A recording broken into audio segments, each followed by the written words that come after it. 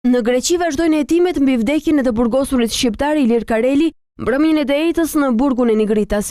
Emri i vërtet i viktimës, që njihet në Greqi si Kareli, ishte Kudret Kume, i ditëlindjes 1972 nga qyteti i Fierit.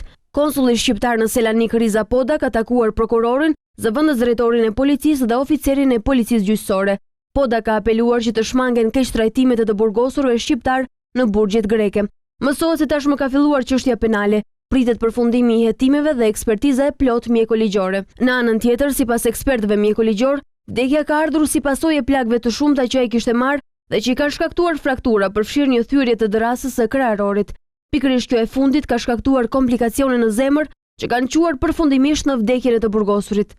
Për të saktësuar shkaqjet e vdekjes, do të duhen të kryen edhe analiza histologjike dhe toksikologjike, rezultatet e të cilave do të dalin pas rreth një muaji.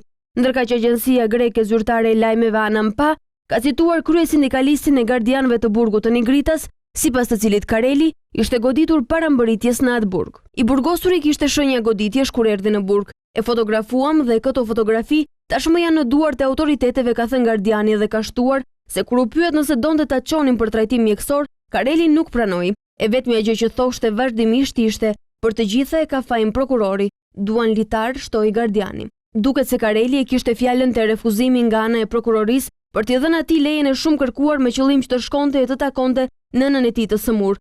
Refuzim që u bë shkak për një tragjedi të dyfisht, humbjen e dy jetëve njerëzore, të gardianit grek dhe të burgosurit. Kjo e fundit, një vdekje që ka krijuar shumë pikpyetje edhe në opinionin grek. Gjitha mendjet pajtohen se Karelin e kanë torturuar gardianët që të hakmerreshin për vrasjen e shokut të tyre, por fjalën e fundit pritet ta thonë konkluzionet e hetimit. Mësohet se trupi i pajet i viktimës është bërë gati për të nisur drejt Shqipërisë.